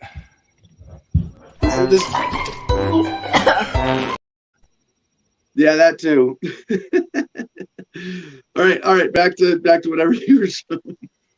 I was just saying that we are now down to one strike. So yeah, we'll also have to decide. So maybe we decide starting Monday we'll upload to both platforms and see what both platforms do. Make them compete against each other. Well, I like to do YouTube and Hive and Rumble, and YouTube on our backup channel, and then Hive and Rumble on fresh channel. Hive, huh? Yeah. If you think that's a third option, if you make 3 compete.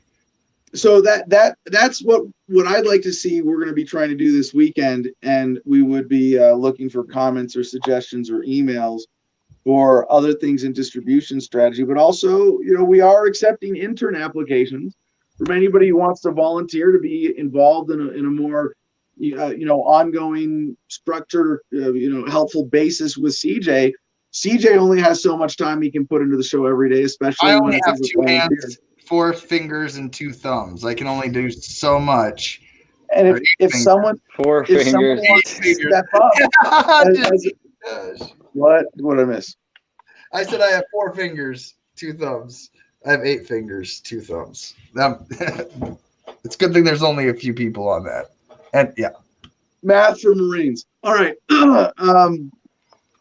Yeah. So if anybody said, hey, we want to help your content, reach a bigger audience, and if all you're asking for is CJ to coordinate with you with timing and sharing files when he finishes them. We would love to have someone helping out in that capacity right now. Absolutely. And you can email adam@freedomline.com or producer@freedomline.com, right? Yep. All right. So let's do comments, good news, and put a bow on this one, shall we?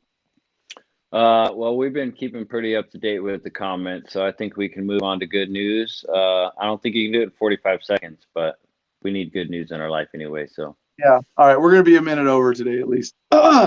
So first good news on this date, as we mentioned, it was 295 years ago today. The American founding father, George Mason, was born.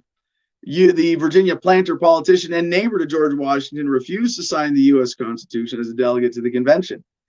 His objections influenced lawmakers like fellow Virginian James Madison to write and later include a Bill of Rights. So George Mason, not just one of the founders, but truly one who helped pull us in the right direction away from that new strong central authority. On this day in 1882, Max Born, a German physicist and mathematician who was instrumental in the development of quantum mechanics and won the 1954 Nobel Prize in Physics for his statistical interpretation of wave function, was born. They had to put all that in there because to say Max Born was born sounds silly. On this day in 1946, UNICEF was established by the UN as an emergency fund to provide food, clothing, and health care to the children affected by famine and disease in Europe after World War II, and won the Nobel Peace Prize in 1965 for being an organization that provides safety for the world's most vulnerable citizens. On this day in 1967, the seminal film Guess Who's Coming to Dinner, starring Spencer Tracy, Sidney Poitier, and Katharine Hepburn, was released, sparking conversation about latent racism within liberal households in America. On this day in 1997, more than 150 countries united under the Kyoto Protocol, agreeing to take steps to control greenhouse gas emissions. On this day in 1997, Sinn Féin's Gerry Adams became the first Gerry Adams, I suppose, became the first Irish Republican Army ally to meet a British leader in 76 years, talking with Prime Minister Tony Blair. On this day in 2001, China joined the World Trade Organization. I don't know, there's a lot of not quite good news, right? But here, indisputably good news. It was on this day. It is on this day. I didn't say when it started, but it is on this day that Tango Day is celebrated in Buenos Aires, Argentina. And with that, don't forget to go to AdamVersusTheMan.com, find our link to Patreon to support the show. Please, especially become one of our producer club members for $10 a month. And if you do that, you can also, if you're that or better patrons, you can get 15% off and free shipping on all the merchandise at our store at AdamVersusTheMan.com. And you can support this show by our affiliate, CigarFederation.com, where promo code Adam10, ADAM10 gets you 10% off. And at MakeThemDebate.com. Check out our profile there. Help us make another debate happen. With that, peace and love, y'all. Choose happiness and be excellent to each other.